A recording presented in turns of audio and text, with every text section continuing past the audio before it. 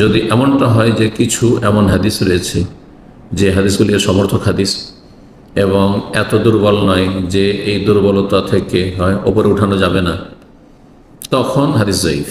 জি।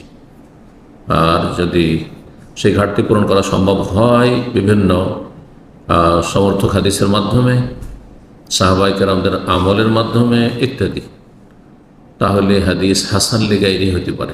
দুর্বল হাদিস হালকা দুর্বল যদি হয় আর সমর্থক হাদিস থাকে তাহলে সেটা হাসান লিগাইরি পর্যন্ত পৌঁছে যায়।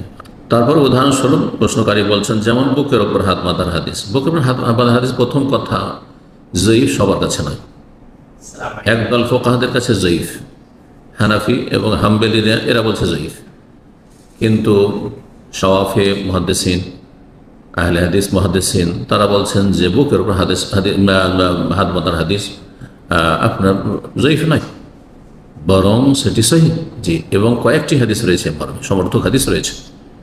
তারপর সহিহ বুখারীর আরেকটি হাদিস তারা বুকের উপর হাত বাঁধার মতটি শক্তিশালী প্রমাণিত হয়, যে তাতে রয়েছে যে নবী সাল্লাল্লাহু আলাইহি ওয়াসাল্লাম হাতের বাহুর ওপর হাত রাখার কথা বলেছেন বা রেখেছেন।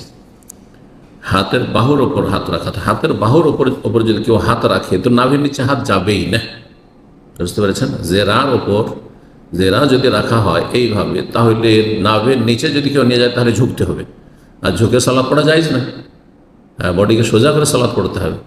এই হাদিসটি পরোক্ষভাবে প্রমাণ করে যে বুকের ওপর হাত বাঁধা হচ্ছে সহিহ সুন্নাহ। আর সহিহ ইবনে খুজাইমার একটি হাদিস রয়েছে, হাদিসটিকে কেউ দুর্বল বলেছেন, কেউ সহিহ বলেছেন। জি, সুতরাং এটাকে স্বীকৃত মনে করলে হবে না যে হাত বাঁধা সম্পর্কে যত হাদিস আছে সব জয়ীফ। এটা হাম্বেলিদের কথা নয়, হানাফিদের কথা, এটি অন্যান্য মুহাদ্দিসদের কথা নয়।